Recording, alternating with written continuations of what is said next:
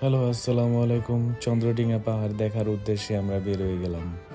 অনেকেই চন্দ্রডিঙা নামটা প্রথম শুনতেছেন বাংলাদেশের।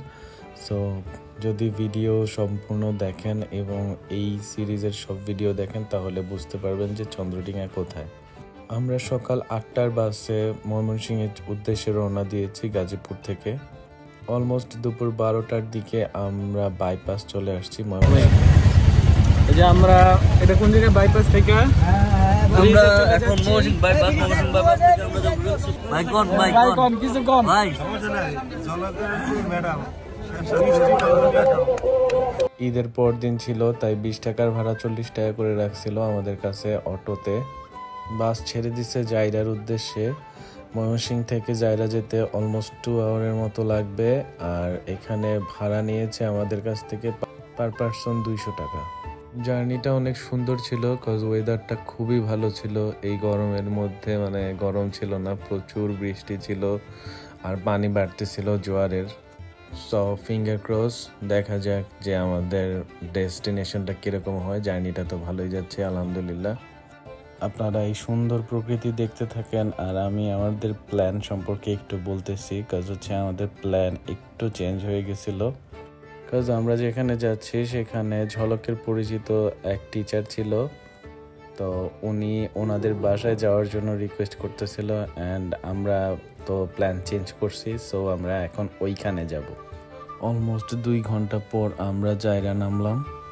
এইখান থেকে 10 টাকা করে মানে পার পারসন অটো ভাড়া দিয়ে ব্রিজ পার হতে হবে।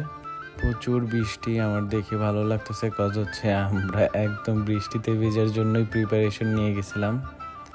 এখন আমরা দুর্গাপুরের উদ্দেশ্যে রওনা হলাম। এই ব্রিজটা পার হওয়ার পর 20 মিনিটের মতো দূরে দুর্গাপুর। এখানকার লোকেদের একটাই প্রবলেম, মানে আমরা যতবার জিজ্ঞেস করি যে ওই জায়গায় যাইতে কতক্ষণ লাগবে, তারা বলে 5 মিনিট, 10 মিনিট, 20 মিনিট। বাট যখনই বলে 20 মিনিট তখন লেগে যায় আসলে 1 ঘন্টার মতো।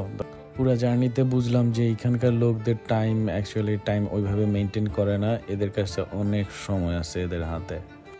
দুর্গাপুর আমরা পৌঁছে গেছিলাম 20-30 মিনিটের মধ্যেই। দেন আমরা ওইখান থেকে আবার আরেকটা অটো নিলাম। এই অটো ভাড়া নিল 300 টাকার মতো, দুর্গাপুর থেকে লেঙ্গুড়া যাওয়ার উদ্দেশ্যে। সম্পূর্ণ রাস্তায় প্রচুর বৃষ্টি ছিল আর লেঙ্গুড়া যাওয়ার পথটা আসলে খুবই সুন্দর ছিল, একদম সবুজে ঘেরা। আমরা অলমোস্ট কাছাকাছি চলে আসছি, আমরা বুঝতে পারতেছিলাম, কারণ অনেক ইন্ডিয়ার পাহাড় দেখা যাচ্ছিল, মানে পাহাড়গুলা মেঘে ঢাকা, একদম খুব সুন্দর দৃশ্য। তাই ক্যামেরা জুম করে করে আমরা দেখতেছিলাম।